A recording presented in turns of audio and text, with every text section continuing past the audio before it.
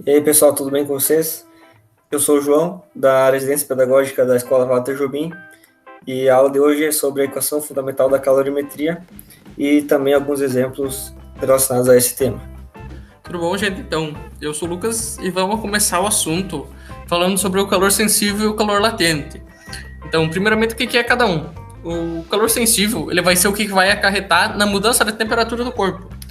Que nem ali tem um exemplo de fornecer calor para esquentar a água de 20 graus para 100 graus. Então, vai ser o que vai mudar a temperatura da água para variar ali, no caso, 80 graus, né? E o calor latente, ele vai ser diferente. Ele vai ser o que acarreta na mudança de estado no corpo, sem mudar a temperatura. Então, ele vai ser a energia que o corpo vai precisar para passar de um estado físico para outro. Por exemplo, do estado sólido pro líquido ou do líquido pro gasoso. Aqui a gente botou uma imagem esquemática que talvez vai facilitar um pouco o entendimento desses dois conceitos. Então, vou começar na primeira situação, que seria um cubo de gelo a temperatura de menos 20 graus Celsius. Nesse momento, o gelo, então, ele vai receber calor sensível, e o calor sensível vai aumentando a sua temperatura. Vai aumentar a temperatura até a temperatura de 0 graus, que seria quando o gelo, que é sólido, começa a se transformar em água líquida. Quando está ocorrendo essa transformação do sólido para o líquido, a gente diz que o gelo está recebendo calor latente. Esse calor latente, lembrando, ele não altera a temperatura da água, mas sim o seu estado físico. Aqui na segunda situação, a água a 0 graus, totalmente já líquida, ela volta a receber calor sensível. Vai recebendo, até chegar à temperatura crítica, que seria 100 graus, que seria quando a água começa a entrar em ebulição. Entrando em ebulição significa que ela está alterando o seu estado físico. Então, a água está recebendo calor latente. Lembrando, o calor latente não altera a temperatura, mas sim o estado.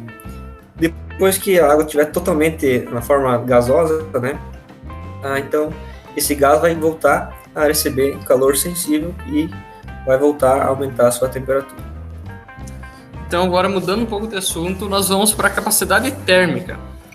Então, o que é a capacidade térmica? Ela vai ser a razão entre a quantidade de energia transferida para o corpo na forma de calor, como, por exemplo, nessa equaçãozinha aqui, o Qzão, e a variação da temperatura, esse ΔT, que é a temperatura final menos a temperatura inicial da situação que você está analisando. Então, a unidade medida no sistema internacional é o Joule por Kelvin, que o Joule mede a quantidade de energia, e o Kelvin a temperatura. Ele também pode ser escrito por essa segunda equação aqui, que nós vamos ver logo adiante com o calor específico. Então, mas o que significa essa capacidade térmica? Ela vai mostrar o que acontece quando um corpo recebe energia na forma de calor. Por exemplo, se ele varia muito ou pouco a sua energia. O calor específico, então. O calor específico é a quantidade de calor que deve ser fornecida para que 1 grama de substância tenha a sua temperatura elevada em 1 grau Celsius. A principal diferença entre o calor específico e a capacidade térmica é que o calor específico ele é justamente específico e próprio da substância. E não varia conforme, por exemplo, o formato do corpo e tal. Tem a equaçãozinha aqui, tem duas equações, na verdade. A primeira que relaciona a capacidade térmica com o calor específico. Então, o calor específico ele é o quociente entre a capacidade térmica e a massa.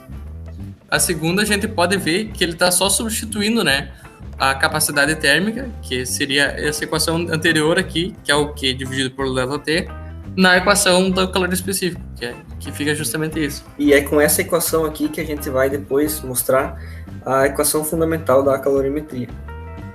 Isso aí. Então, as diferenças então, entre capacidade térmica e calor específico seriam basicamente que a capacidade térmica ela é uma característica do objeto, por exemplo, então, de uma barra de ferro, e o calor específico é uma propriedade da substância. Então, não seria da barra de ferro, mas sim do ferro em si. Como a gente pode ver também nessa imagem aqui, que mostra 2 copos de água, um com menos água e um praticamente cheio. O que está mais cheio ele tem mais massa, então a capacidade térmica é diferente. Mas o calor específico é igual, porque a substância, nesse caso a água, é igual para os 2 copos. E sempre vai ser assim, o calor específico ele sempre vai ser o mesmo para tal substância. Então aqui a gente chega na equação fundamental da calorimetria, que é essa equaçãozinha. A gente pode ver que é só um rearranjo do calor específico, é essa equação só rearranjada. Então a gente consegue então que a quantidade de calor, de energia em forma de calor, é igual a massa vezes o calor específico vezes a variação da temperatura. Uma maneira bem fácil de lembrar dessa equação é sempre pensar nos macetes, que na física normalmente o pessoal gosta de fazer macete para lembrar dos conteúdos. Esse aqui é um bem fácil, é só tu lembrar do que macete, que aí tu já encontra o que macete. Aqui então a gente vai falar um pouco das unidades de medidas que são mais utilizadas nesse estudo da calorimetria, que são a massa, a energia, a temperatura, a capacidade térmica e o calor específico.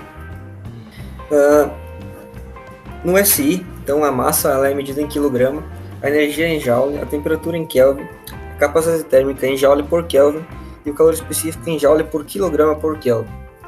Mas também tem uma outra forma que geralmente é mais utilizada nas aulas de física, de calorimetria, que seria a massa em gramas, a energia em caloria, a temperatura em graus Celsius, a capacidade térmica em caloria por grau Celsius e o calor específico em caloria por quilograma por grau Celsius, ou então caloria por grama por grau Celsius. E existe uma maneira bem fácil de transformar, por exemplo, a massa de quilogramas para gramas. Basta multiplicar a massa em quilos por 1000 e a gente vai obter o valor em gramas. A energia também.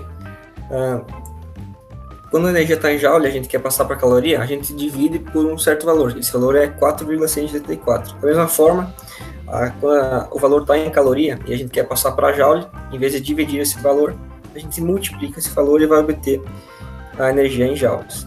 A temperatura também. Quando a temperatura está em Kelvin e a gente quer passar para graus Celsius, basta subtrair a temperatura em Kelvin por 273,15 e a gente vai obter a temperatura em graus Celsius. Então vamos dar uma olhadinha nos exercícios que acredito que vocês já devem ter recebido. Que essa aqui é uma lista então que o Jardel propôs. E no comecinho, então, a gente escolheu alguns para dar uma abertura, não vai ser todos. Mas então vamos começar aqui, por exemplo, desse número 2 aqui. O calor sensível não acarreta mudança de temperatura no corpo. A afirmação é verdadeira ou falsa? Então, para isso, a gente tem que lembrar lá no comecinho do que a gente está vendo nesse vídeo, que era sobre o calor sensível. E a gente viu que o calor sensível, então, era aquele calor que modificava a temperatura do corpo, que aumentava a temperatura de 0 a 100 graus da água. Então, essa afirmação aqui, ela é falsa. No número 3, então, o enunciado diz: o calor latente acarreta mudanças de estado do corpo, mas sem alterar a temperatura. É a energia necessária para o corpo mudar de estado físico. Essa afirmação é verdadeira ou falsa? Então, essa pergunta também é muito parecida com a anterior que o Lucas explicou. Aqui ele fala o calor latente. Então, aqui a gente também tem que lembrar lá daquele esquema que foi passado lá no começo da apresentação, que diz que o calor latente ele não altera a temperatura do corpo, mas sim o seu estado físico.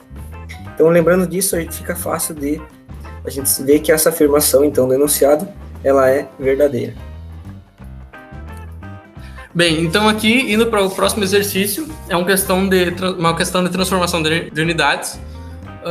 O exercício pede, então, um corpo recebeu 12 calorias. Que energia em joules ele recebeu? Então aqui a gente vai ver que é bem simples de fazer essa transformação, porque a gente já viu a relação entre joules e calorias lá antes no vídeo, né? Então, para transformar um joule para caloria, a gente divide o valor em joule por 4,184. Agora, para fazer o contrário, então, de caloria para joule, a gente multiplica esse valor por 4,184. Aqui, como os valores eles estão só com duas casas depois da vírgula, a gente faz o cálculo também com duas casas depois da vírgula.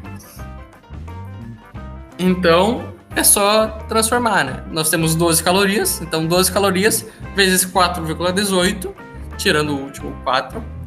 Então, a gente encontra o valor de 50,20, que é no gabarito que está na resposta A. Essa questão número 9, então, da lista que o professor Jardel passou para vocês, ela é um pouquinho mais complicada porque ela envolve um pouco mais de matemática. Vocês vão ver que ela é bem simples também. O enunciado diz, então, 50 gramas de água se resfriam de 80 graus Celsius até 20 graus Celsius. Calcule a perda de calor sensível pela água em calorias. primeiro ponto que a gente tem que notar aqui é que o professor pede a resposta em calorias. Em calorias a gente tem que lembrar que não está no sistema internacional.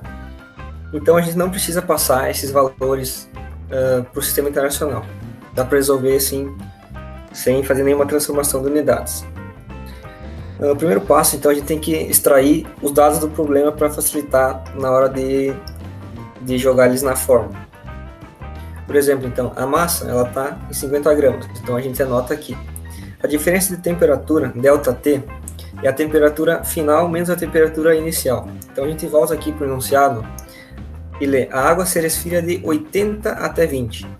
Então 80 é a temperatura inicial e o 20 é a temperatura final. Botando na fórmula, 20 menos 80 dá menos 60 graus Celsius. E o C, que é o calor específico, ele é conhecido, é o calor específico da água.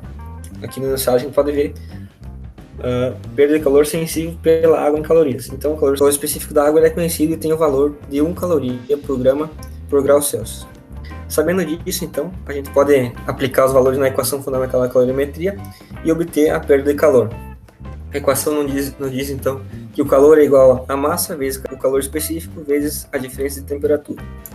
Jogando, substituindo os valores, a gente obtém, e multiplicando aqui, a gente obtém o valor de negativo 3.000 calorias.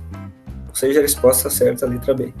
Então é isso, pessoal. Esse foi o vídeo. Nós tem mais alguns exercícios na lista, se vocês quiserem que a gente resolva, ou se ficou alguma dúvida, é só encaminhar com o Jardel ou comentar nas respostas do vídeo mesmo que a gente faz uma mão.